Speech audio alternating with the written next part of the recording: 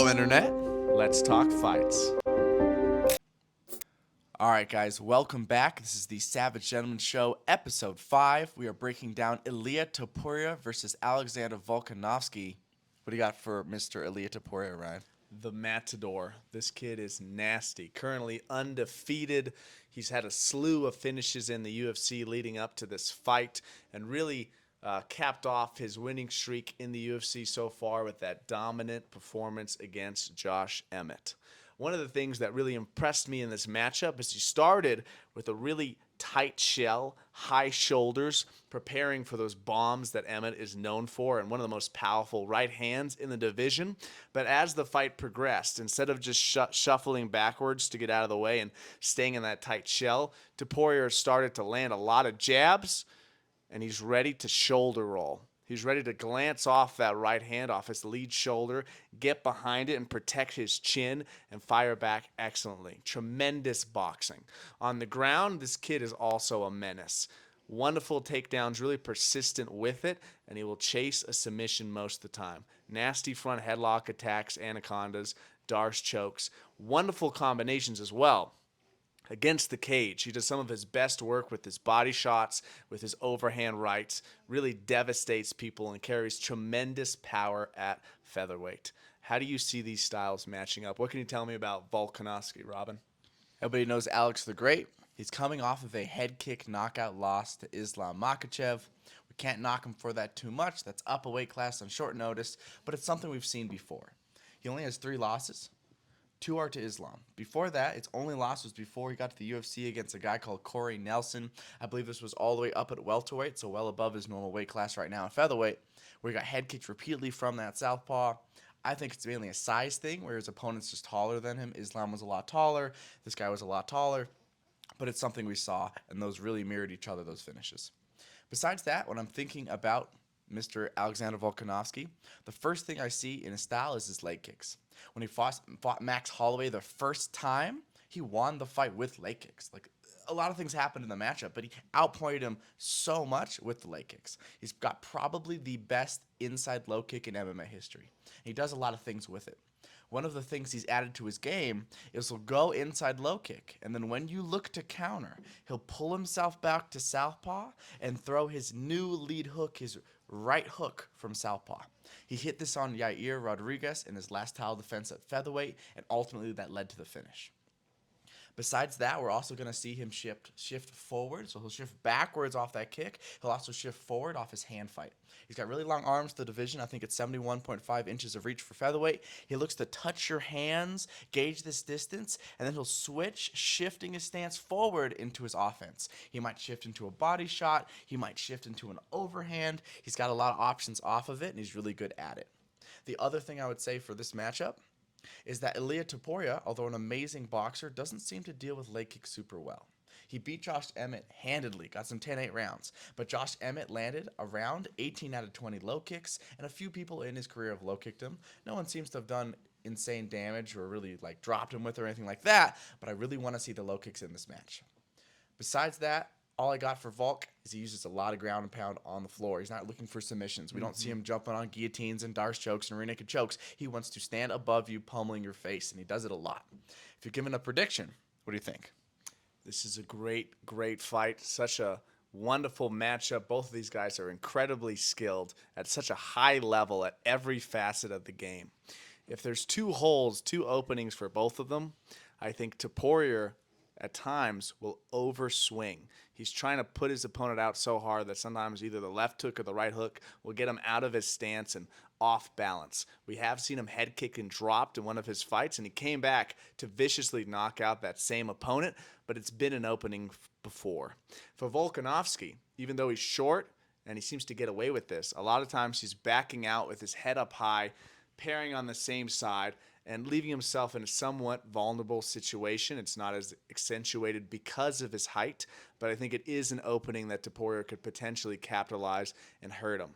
Topuria carries, in my opinion, a bit more power in his hands, where Volkanovski has a better diversity of attack and better kicks. Super close matchup. I'm going to have to go with Topuria on this one. He's so confident. He's ready for this opportunity, and this is going to be just a fantastic fight all around. Robin, who you got? Final prediction. I'll have to agree. I think Tapuria can take this matchup. I think it's just the right time to fight Volkanovski. He just got knocked out. He's older than he's ever been. Time comes for us all. I don't think he's going to give up the crown easily. I think this is going to be a 3 or 4 round war where they both hurt each other. They both get hit. They both take damage. But I think ultimately, Ilia's going to come out on top. Great fight. Can't wait for this one. All right, Savages. Co-main event, Robert Whitaker versus Paulo Costa. Robin, what you got for the Reaper? Robert Whitaker is one of our favorite fighters. We've been watching him for years. He operates out of a unusual stance. If you were to see a silhouette of his style, he's one of the few guys where I think a lot of people could pick him out of a lineup based off his silhouette. He operates out of a karate stance with his hands down, sometimes almost pointed forward, but they're not here, they're kind of here, so he can shoot straight with his shots. What he wants to do is control the range, control the distance. He has good fakes, incredible instincts, incredible speed. And when he does want to go, it's in these later days, oftentimes the crash. When he fought back in the day Brad Tavares, he'll dip off that bounce of karate in with his lead hook. He can knock you down with it. If he doesn't knock you down with it, he'll just crash in. When he fought Darren Till repeatedly in the fight, it's a little dip from his stance. He'll crash in, and then he'll use it to grapple. He'll mix in a single leg. He'll get to underhooks. He's totally fine with crashing off his lead hook. It's one of his favorite weapons. Besides that, he likes to go off that same bounce, controlling the timing, controlling the space. He'll go jab into an overhand. In between the jab and the overhand, he's moving his head offline. He's getting himself where he wants. He's looking and watching, trying to hit you right on the temple or right on the ear. He got a really good drop on Darren Till and on Jacare with this technique. Lastly, when I think of his striking, he uses a tracer kick. This is what we saw Leon Edwards knock out Kamaru Usman with, but it's throwing straights, usually your cross, and your kick is following behind it. So now the person getting kicked has to choose. If they see this cross coming and they decide to parry, this hand isn't up to block the kick. That's what he's looking for. He wants you to react to the punches, wants you to choose the punch. Now your punch comes and then your kick comes, wraps around the partner's neck, and does a lot of damage. He really hurt Jared Cannonier with this. He really hurt Jacare with this. That helped him get the finish in that fight. It's one of his favorite tools. He also hit it on Brunson in an amazing performance. So Robert Whitaker, one of the all-time greats. How do you think he matches up against Paulo Costa? Paulo Costa, he was on The Ultimate Fighter for a while. He's a bodybuilder. That's his base. And you can see it in some of his style. This dude is a bruiser. He goes out there wanting to throw heavy boxing combinations. Really big for the weight class and just carries a tremendous amount of power. He does his best work when he throws more than one shot with his hands. He's got a nasty whipping uppercut and digs in really nice left hooks. He also has a great right body kick, and if he gets the opportunity, he'll blast that in on his partner. We've started to see him grapple a little bit more and secure some takedowns in some top position like against Rockhold, but for the most part, he wants to stand, he wants to trade, and hopefully not drink too much wine before this fight. This is a great matchup on paper. It's going to be a fun, in my mind, largely striking affair. We've seen Whitaker hurt before, and Costa's an incredibly dangerous striker. But how do you see this fight playing out? If you have to look into your crystal ball, how does this one go?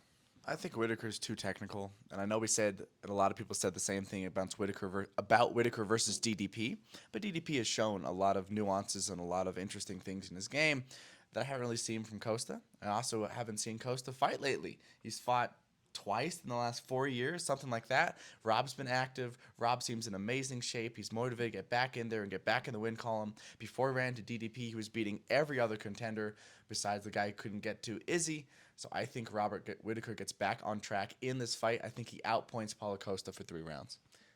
Whitaker operates at a range that's out of boxing range, and he blitzes in, and he can mix in even a double leg there, and he can kick more than Costa. I think he's faster. He just can't get caught up against the fence. If he gets hurt, I think he needs to secure a takedown. Multiple times in Whitaker's career, he's been stunned and trying to survive on the feet. I think he needs to secure a takedown if he gets clipped and ride out some top time, really recover, not get swarmed by someone like Costa. I do think Whitaker takes this one. I'm going to go by decision. Robert Whitaker. Ian Gary versus Jeff Neal. Robin, what you got for Mr. Machado? Another feature fight. This one could be a main event at any point in time, but it's on this card, on the main card. Ian Gary. This guy's got some very fun techniques. He stands pretty tall. He's a tall, long guy for the division. He's got a long neck and kind of keeps his chin up just a little bit. What he wants to do is establish straights. He's got a good jab. He's got a good cross. He's got a very good 1-2. Once he's got that going, he's got good range control going. He wants to punt your calf. This guy's got very good leg kicks. He showed it outside the UFC, and in the UFC, he's hurt a lot of people and dropped a lot of people with him. Once he gets that going, he's going to look for, in my opinion, his most damaging weapon, which is his head kick. Sometimes he'll do it like a tracer, like Leon Edwards, where he's throwing a strike and it's coming behind it. Sometimes he'll throw it as a question mark kick, where he's looking down at your calf, where he just kicked you, and then he whips it up to your head. He's good at that one as well. He hit this one on Daniel Rodriguez in the UFC, and he's got finishes with it outside of the UFC. It's one of his best weapons. Besides that, just one thing I see for Ian Gary is he consistently has trouble with the left hook. It's not in space. When we're open in space, he's money. He's so good at controlling range and faking and feigning and just not letting you get too close. When he looks to attack and looks to kill, though, and you're on the fence, he can get a little over-eager. He'll drop his hand on that side, keep his chin a little bit too far up. We saw him punished with this by Song Kanan. He got dropped pretty badly. That was close to a finish if Song Kanan had better aim on some of his ground and pound. And outside of the UFC and Cage Warriors, I've seen him get his legs wobbled pretty well with a left hook repeatedly. I just watched a clip, I'll put it up somewhere here, of him fighting a guy, and he hits him with like 4 left hooks in a row, where Gary's landing shots, but consistently that left hook's coming in. So that's just one thing to keep in mind for this fight. That left hook could be a problem. What do you think of Jeff Neal? Jeff Neal, hands of stone. This dude is a finisher. Nasty boxing. I think it's up there in the UFC, top of the line. That's his preferred range, and he does most of his best work from that position. Really quick hands. He's great at splitting the middle with his cross, and he really hurt Vicente Luque, backed him up to the fence, and then finishes with just a nasty series of uppercuts. Maybe 8 uppercuts in a row.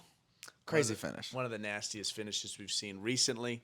The guy's got dynamite in his hand, and he knows it.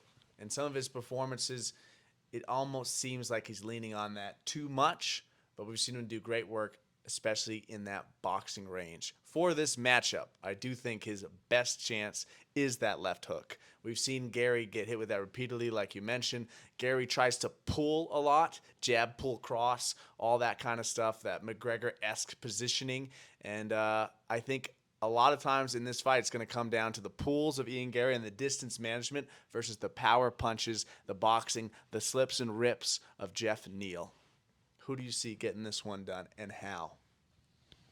I wish that Jeff Neal was more of a grappler, because I really want to see somebody grapple with Ian Gary. I've seen some things with this ground game and wrestling that lead me to believe that could be a problem for him, but I don't think it will. This is going to be a striking match. I think Ian Gary is going to control the range and outpoint or TKO him, as long as he can stay away from that left hook. I agree with that. Ian Gary has more ways to win this fight. I think the range he prefers is going to keep him safe for most of the matchup. There might be some close calls with his pulls, and just the adjustments both fighters make. A lot of heat coming into this match. It's going to be a firefight. I'm going with Ian Gary on this one. The next fight, I would call this one the feature matchup right under the co-main. This is Henry Cejudo versus Merab Dvalishvili. What do you think about Merab? Merab is just such a workhorse. This dude's a maniac. Whether it's skits on Instagram, jumping into frozen lakes, or breaking records with his pace, he's just fun to watch all around. Tremendous striking. He likes to throw up no switch, left kicks, spams them. Honestly, just spams everything. I mean, takedown attempts to punches to elbows, whatever range he's in, he's working his ass off. Weaponizing pace. Absolutely overwhelmed Peter Yan in that performance. You can't just shell up and stay there in MMA. And even though Peter Yan, defended most of his takedown attempts and blocked most of the techniques flying at him, you throw enough shit at the wall, some of it's going to stick. And it's just started to stick more and more and pile up over 5 rounds. He is a tremendous force in the division. We've seen him hurt We've seen him hurt really bad and recover. I don't think his striking's necessarily the cleanest, and maybe not even his wrestling the most world class. I think it's a step above his striking, but truly it is the pace and the presence and the tenacity with this guy that gets it done in his performances. How do you see this one matching up, Robin? A little bit on Cejudo. A lot of us would be familiar with him.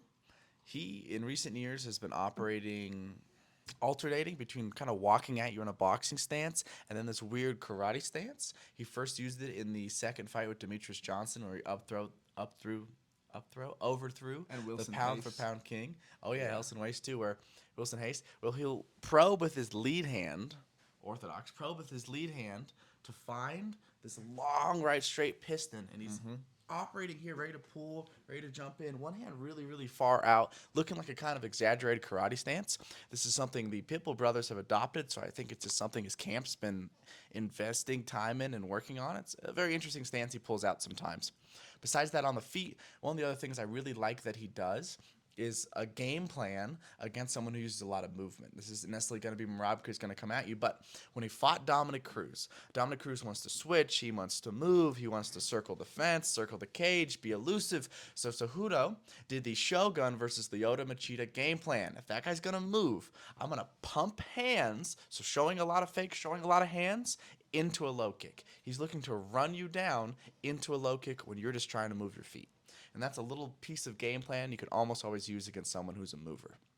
Besides that, in the wrestling, I don't know if you knew this, but he's an Olympic gold medalist, so he's got very good wrestling. His favorite weapon when he gets close is generally going to be his inside trip. Yep. So he'll pull you, he'll step you, he'll rip his head to that shoulder, rip his ankle with it, and hit a beautiful inside trip.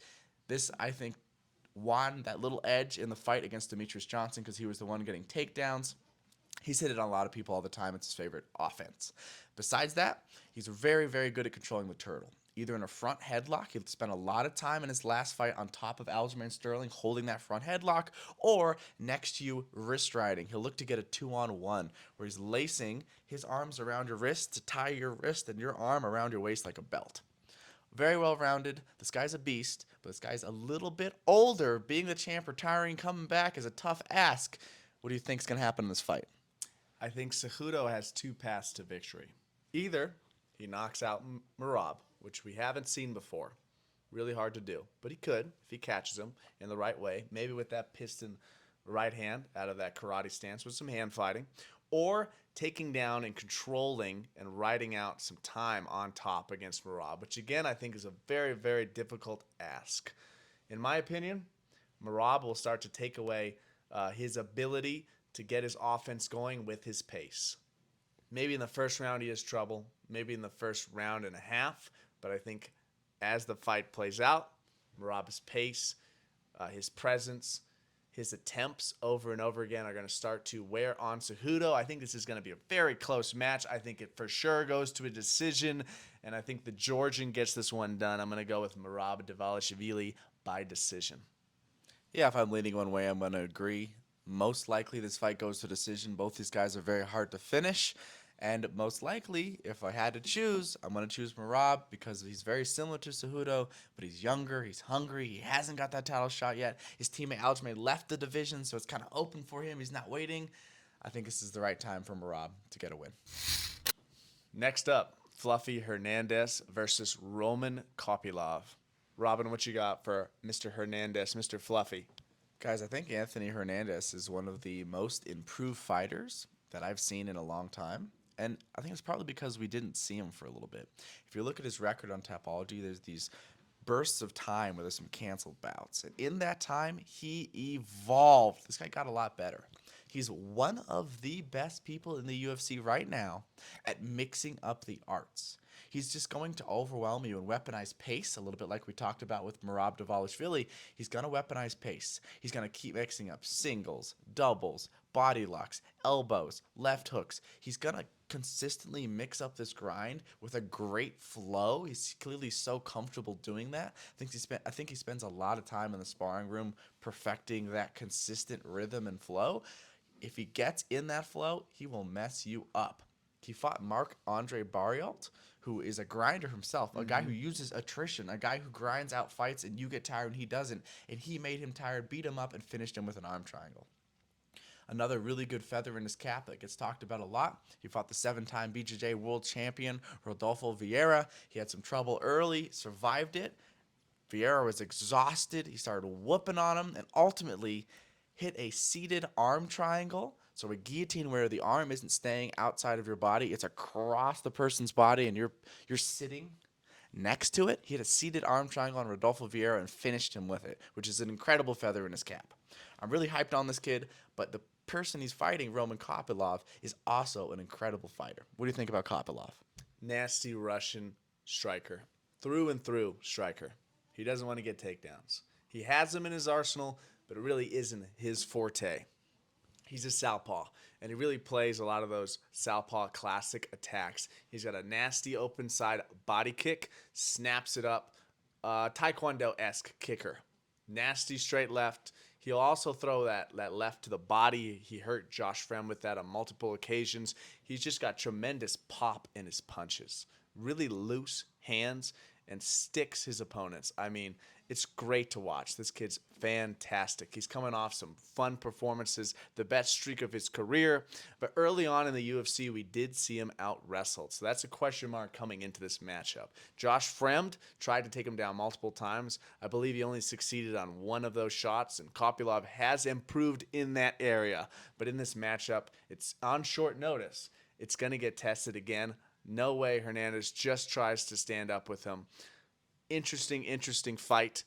The last thing on Kopylov is just got that nasty head kick. Once he hurts you to the body with his surprising speed and stuns you a little bit with his hands, eventually he's going to go up top with that left nasty kick. He's gotten some finishes with it. How do you see this one playing out, Robin? Who gets it done and how? It's tough to say that either one of these guys would beat the other. They're both young, rising prospects.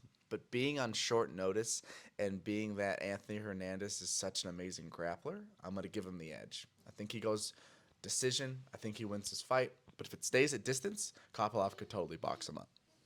I think it's harder to shoot on lefties, especially on short notice. It's just a different overall look. But Hernandez has more ways to win this fight. If he can get it in his realm, there's a good chance he can keep it in his realm and put a pace that Kopylov is not used to and doesn't like. Kopylov wants that space, time to react. Hernandez could potentially overwhelm him. Kopylov's nasty on the feet. I could see him hurting Hernandez and putting him away, but I'm going to go Hernandez decision or late submission on this one. Going with Fluffy. All right.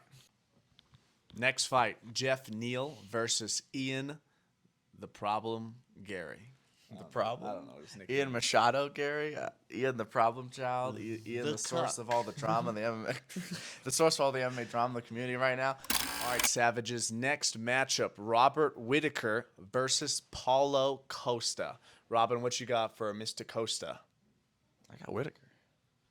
All right, ladies and gentlemen. Next match, co-main event, Robert the Ripper. Reaper. All right, Savages. Co-main event, Robert Whitaker versus Paulo. Can't talk right now. Paulo Costa. Can't talk. I just keep fucking up. Let me do one more.